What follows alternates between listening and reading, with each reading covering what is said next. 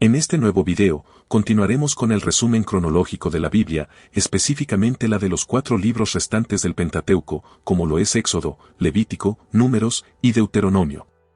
Estos libros se desarrollan en el mismo periodo, y su objetivo sigue siendo el origen del pueblo de Israel y de su liturgia, mas no tiene el objetivo de ser una crónica, pero aún así, contienen un increíble nivel de detalles en los eventos que narra, ya que incluso los separa en años, meses y días, que nos ayudarán a ubicarlos en la historia temprana utilizando el equivalente gregoriano del calendario hebreo.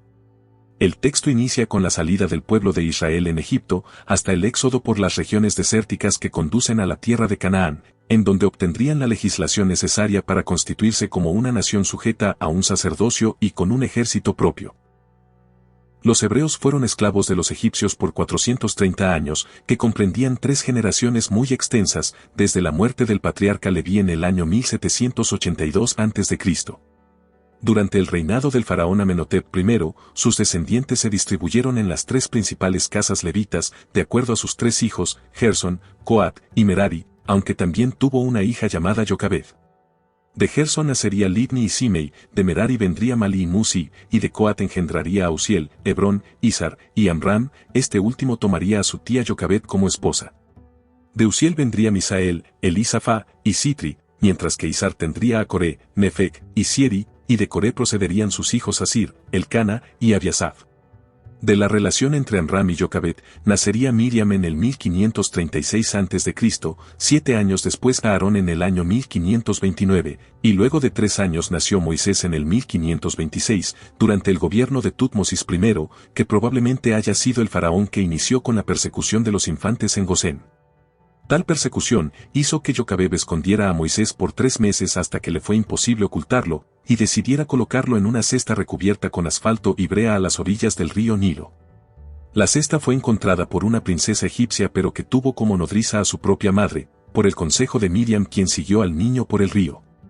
Para los fines cronológicos de este video, se empleará a la 18ª dinastía del Nuevo Imperio de Egipto que es la más cercana a los eventos del Éxodo. Por ello la princesa que podría haber recogido a Moisés en el Nilo, sería la famosa Hatshepsut hija de Tutmosis I. Como se sabe esta princesa jamás tuvo un hijo varón, sino solo una hija llamada Neferura que tuvo con su medio hermano el faraón Tutmosis II, personaje que gobernó a partir del 1517 y durante la mayor parte de la juventud de Moisés. Cuando este faraón murió, su único sucesor al trono era Tutmosis III que aún era un niño, por esta razón Hatshepsut ocupó su lugar y se convirtió en la tercera mujer en reinar sobre Egipto, cosa que explicaría la nobleza y las comodidades de Moisés hasta que la desaparición de sus principales aliados y la muerte de su hija Neferura la debilitó en el trono, y sucesivamente Tutmosis III ascendería al poder en el 1504 siendo el principal sospechoso de tales tragedias. En el año 1495 nacería Oseas que luego sería llamado Josué de la tribu de Efraín, y en el 1486 tendría lugar el asesinato de un funcionario egipcio por manos de Moisés que para ese entonces tenía 40 años, provocando su huida del reino hasta llegar a Madián, lugar en el que se casaría con una mujer llamada Séfora hija del sacerdote Yetro, descendiente del hijo que Abraham tuvo con Cetura, y en el año 1450 el faraón Tutmosis III moriría y su lugar lo ocuparía su hijo Amenhotep II. Con Séfora tuvo a sus 2 únicos hijos, a Gersón y a Eliezer. Al año siguiente nacería Caleb de la tribu de Judá, y no sería sino hasta el 1447 que Moisés sería llamado por Dios desde una zarza ardiente, mientras pastoreaba a las ovejas de su suegro, con el propósito de liberar al pueblo de Israel cuando éste tenía 80 años de edad, cumpliendo así la promesa que le había hecho a Abraham. Al principio Moisés no estaba seguro de tal llamado, pero luego de varias demostraciones de parte de Dios accede a volver a Egipto a finales de año, aunque en el camino su esposa tuvo que circuncidar de emergencia a su primogénito Gersón, algo que Moisés había olvidado y que por poco le costó la vida. Luego encontraría a su hermano Aarón cerca del Sinaí, quien lo llevaría ante los ancianos de Israel para dar a conocer el propósito de su llegada, y estos reconocen que Dios le había enviado. Aarón ya se encontraba emparentado con Elisabet, habiendo engendrado a su primogénito Nadab, luego a Abiú, Eleazar e Itamar. Por su parte Miriam estaba casada con Ur de la tribu de Judá, dando inicio a la mezcla de las tribus ya que éstas siempre procuraban la pureza de su sangre y su separación en la congregación. Moisés y Aarón se presentan ante el faraón Amenhotep II, para presentarle sus términos de liberación que instantáneamente les rechaza, y encima de ello les quita la cosecha de paja con la que los israelitas fabricaban los ladrillos para sus edificaciones. A principios del año 1446 vuelven una segunda vez a la corte del faraón, pero en esta ocasión sería Aarón el que convertiría su vara en una serpiente que devoraría a las de los magos egipcios. Y aquí dan inicio las primeras 6 plagas a raíz de las negaciones del faraón, la conversión del agua en sangre, la invasión de las ranas, la plaga de piojos, la plaga de moscas, la peste del ganado y el de las úlceras. En el mes de marzo tendría lugar la plaga de granizo y el de las langostas, entre el 11 y 13 de abril la de las tinieblas que duró 3 días. El 14 de abril se da la última negación del gobernador y la instauración de la Pascua en Egipto, y en el día siguiente, el ángel de la muerte pasaría a la medianoche para acabar con todos los primogénitos de Egipto, desde el ganado hasta el hijo del rey. Al amanecer saldrían de Egipto por órdenes del propio faraón, no sin antes recibir joyas, metales preciosos, y telas de diferentes colores como una especie de remuneración, y en ese mismo año nacería Otoniel, sobrino de Caleb, que más adelante será importante. Así fue como partieron desde Tanis, pasando por las futuras calderas de Pitón cerca de Sucot, luego a Etam y Pía y Dot, en donde cruzarían el Mar Rojo y el ejército egipcio sería destruido por su corriente. Tal maravilla hace que Moisés eleve un cántico hacia Dios, y Miriam cerca de los 90 años sale a danzar y a cantar junto a las mujeres de Israel.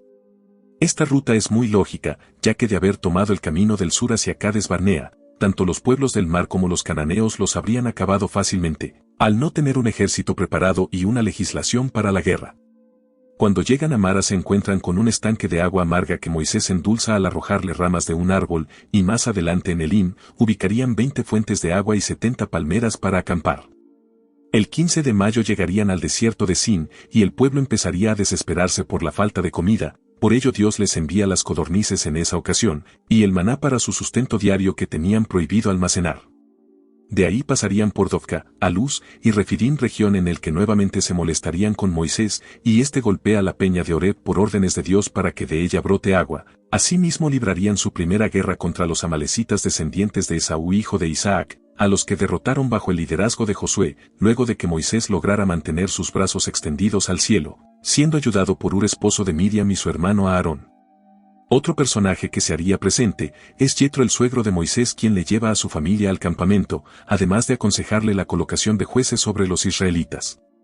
El primer día del mes de junio llegarían al pie del monte Sinaí, y teniendo 3 días de purificación Moisés se encuentra a solas con Dios.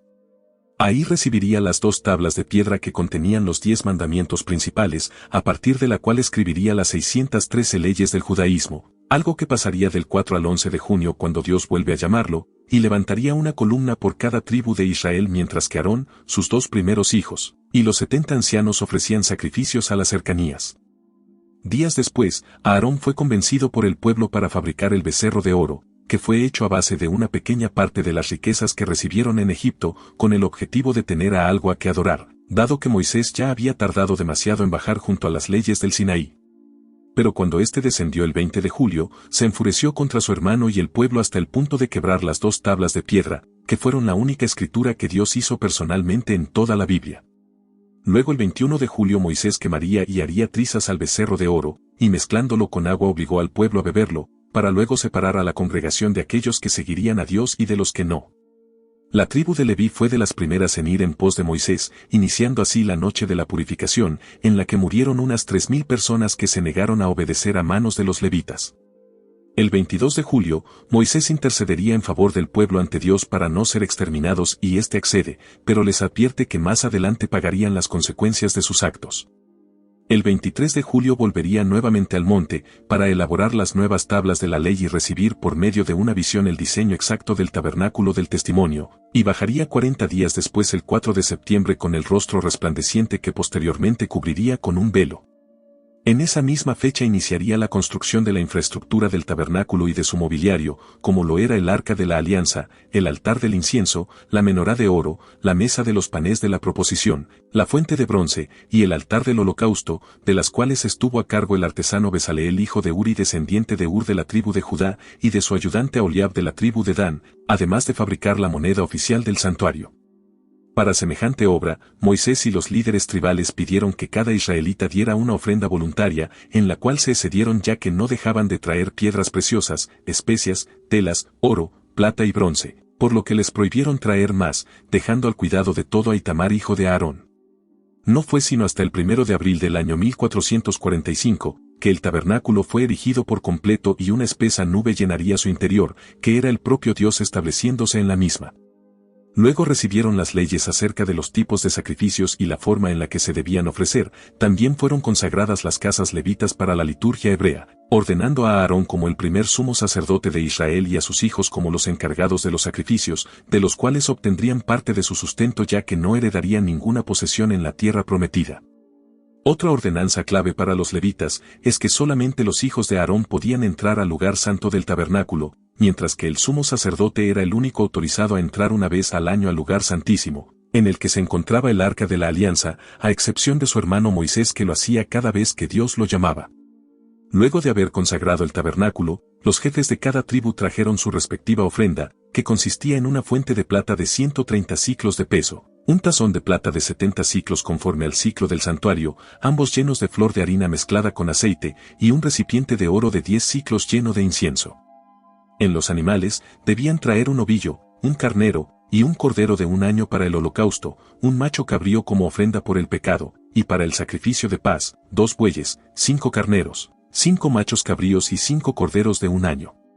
El 1 de abril, lo ofrendó el líder Naasón de la tribu de Judá, el día 2 Natanael de la tribu de Isaacar, el día 3 Eliab de la tribu de Zabulón, el día 4 Elisur de la tribu de Rubén, al 5 Selumiel de la tribu de Simeón, al 6 Eliasaf de la tribu de Gad, y al 7 Elisama de la tribu de Efraín. Al 8º día Aarón ofrecería sus primeros sacrificios, pero sus 2 primeros hijos Nadab y Abiú morirían, al utilizar fuego que no procedía del altar del holocausto para quemar incienso, por lo que Dios los acabaría ahí mismo. En ese día, el líder Gamaliel de la tribu de Manasés traería su ofrenda, en el 9º lo haría Abidán de la tribu de Benjamín, al 10º lo ofreció a Yeser de la tribu de Dan, al 11º Pagiel de la tribu de Aser, y al 12º Aida de la tribu de Neftalí.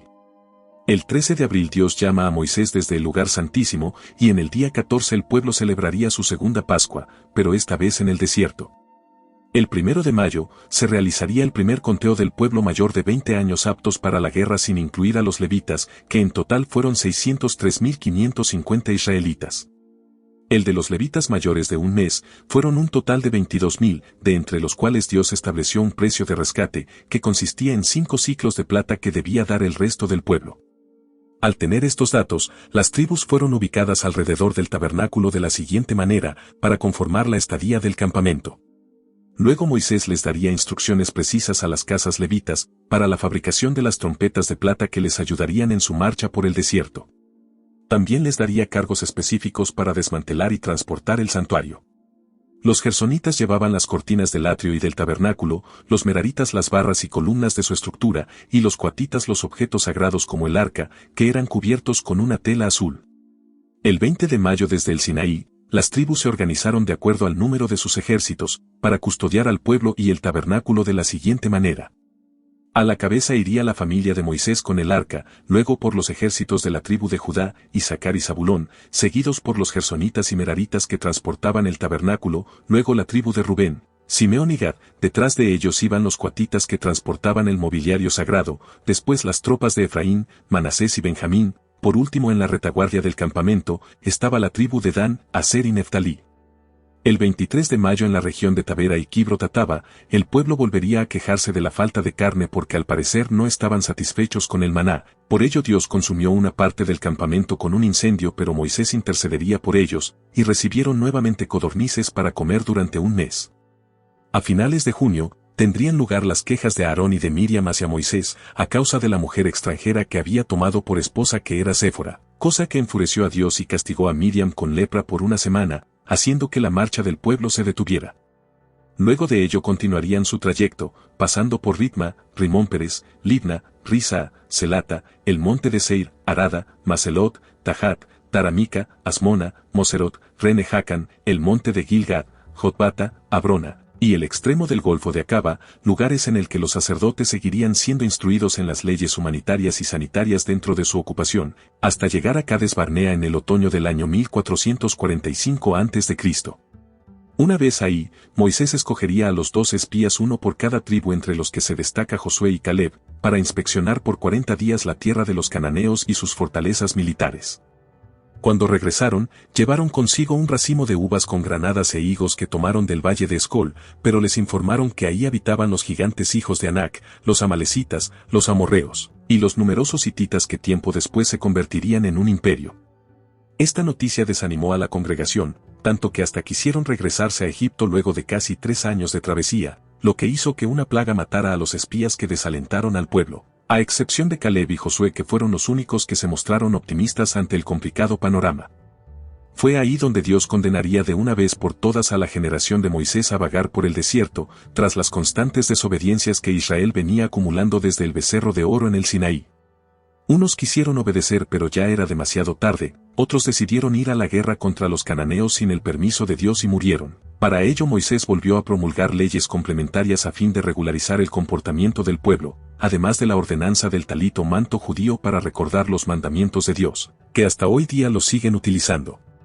Aún así la situación se le salió de la mano, cuando un levita llamado Coré, descendiente de Coat, que junto a Datán y Abiram de la tribu de Rubén se rebelan ante Moisés y Aarón, que culpándolos por todo lo sucedido pretendían quitarlos de sus puestos. Unos 250 hombres que siguieron a Coré, se reunieron cada uno con un incensario a la par de Aarón y sus hijos cerca del tabernáculo, para saber a quién escogería Dios en el sacerdocio, que para sorpresa de nadie, Coré y todos sus partidarios morirían al ser tragados por la tierra al igual que todas sus pertenencias, aunque sus hijos vivirían y seguirían su descendencia como se puede observar en el libro de los Salmos. Al día siguiente Dios le mandaría una plaga al pueblo, que acusó a Moisés de la muerte de Coré y de sus seguidores, pero esta vez fue Aarón el que intercedió por ellos ante el altar del incienso y la mortandad acabó, teniendo un saldo de 14.700 fallecidos. Por todo este caos, Moisés se vio en la necesidad de reunir a los 12 líderes tribales para que llevasen cada uno su vara con su nombre escrito al tabernáculo, ya que al día siguiente Dios confirmaría al sumo sacerdote sobre Israel. Siendo Aarón el representante de la tribu de Leví, su vara floreció dando flores y almendras maduras, con lo que disipó cualquier duda que había sobre su legitimidad, y procedieron a guardar dicha vara dentro del arca de la alianza junto a las tablas de los 10 mandamientos, el libro de la ley, y una vasija con maná. A partir de aquí, comenzarían los 38 años en los que el pueblo vagó por el desierto al sur en dirección del Mar Rojo, al que regresaron dado los peligros que los acechaban en Cades Barnea, que aunque no se tiene más información de lo que pudo haber ocurrido durante ese tiempo, por lógica se sabe que los deberes sacerdotales continuaron, al igual que la caída del maná, la división de las tribus. También se tuvieron que haber celebrado 38 Pascuas, las fiestas anuales como lo era Pentecostés, los panes sin levadura, la fiesta de las trompetas y la de los tabernáculos. Asimismo se mantuvo la columna de nube y fuego, además de las 38 veces que Aarón vio el arca de la alianza. Mientras tanto en Egipto, el faraón Amenhotep II moriría y le sucedería en el trono su hijo Tutmosis IV. Una vez acabado el castigo y con la vida de casi toda la generación de Moisés, en el año 1407 el pueblo se dirigió nuevamente a Cades Barnea, que era su entrada a la tierra prometida, pero en el mes de abril Miriam moriría a los 129 años de edad y sería sepultada en esa región.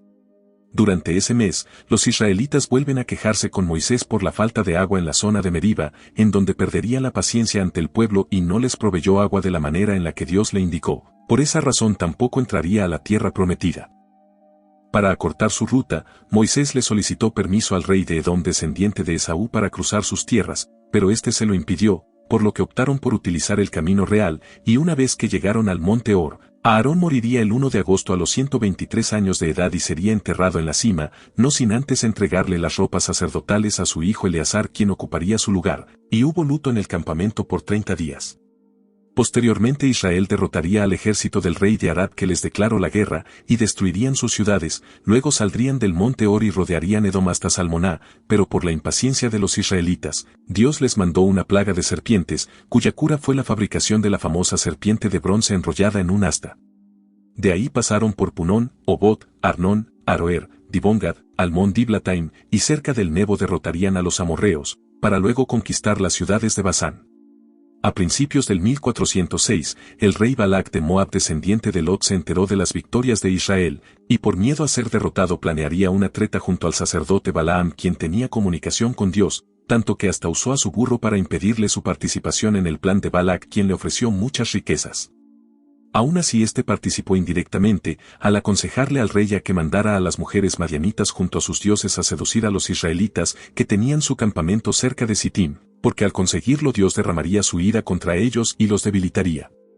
Fue tanta la perversión que causó este plan, que incluso hubo un israelita llamado Simri de la tribu de Simeón, que se puso a copular con una madianita llamada Cosbi cerca del propio tabernáculo.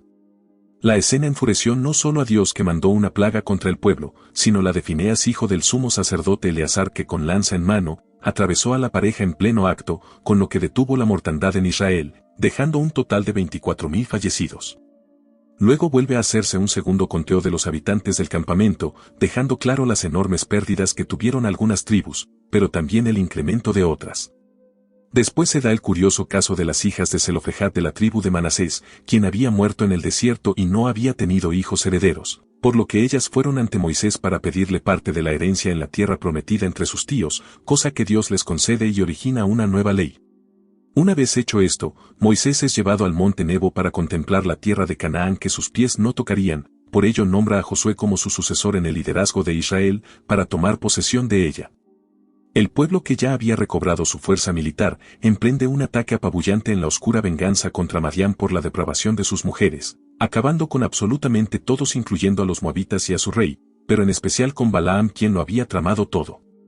De este ataque solamente sobrevivieron las doncellas que no habían participado en la depravación y les otorgaron puestos de servidumbre entre los israelitas, e incluso en los puestos de recolección de suministros del tabernáculo, un lugar privilegiado que solo tenían las levitas. Habiendo conquistado las ciudades de Basán, Jazer y la tierra de Galaad, la tribu de Rubén, la tribu de Gad y la media tribu de Manasés, fueron ante Moisés para solicitar esas tierras como su heredad y les son otorgadas, pero con la condición de que deberán apoyar a sus tribus hermanas cuando éstas entren en guerra contra los reinos cananeos. En el primer día de febrero, Moisés daría su primer discurso de despedida ante el pueblo, exhortándolos a no hacer lo que hicieron sus padres en el desierto, y luego separó las ciudades en el oriente en las que se refugiarían aquellas personas que cometieran algún crimen involuntario. Volvería a dar un segundo y último discurso, renovando el pacto que Dios había hecho con Israel en el Sinaí, y que plasmarían las bendiciones y las maldiciones que caerían sobre ellos, según el uso que le den a la tierra que conquisten y la vida que llevaran en ella, por la enorme idolatría con la que tendrían que lidiar. A finales del mes de marzo, Moisés subiría al monte Nebo en donde moriría a los 120 años de edad y el pueblo lamentaría la pérdida por 30 días, como lo hicieron con su hermano Aarón. Así es como termina la historia del Pentateuco en su orden correcto, cerrando el ciclo nómada del pueblo hebreo, que luego asumiría el rol de conquistadores en la tierra de Canaán, quienes no se la pondrían para nada fácil aun cuando tuvieron a Josué como líder, porque como hemos visto, la debilidad del corazón humano ha sido más peligrosa para el pueblo hebreo que la espada en las manos de sus enemigos. Si el video te ha gustado, no dudes en darle like y compartirlo con tus amigos. También puedes suscribirte al canal y activar la campana de notificaciones, eso me ayudaría bastante para seguir creando más contenido como este. Muchas gracias.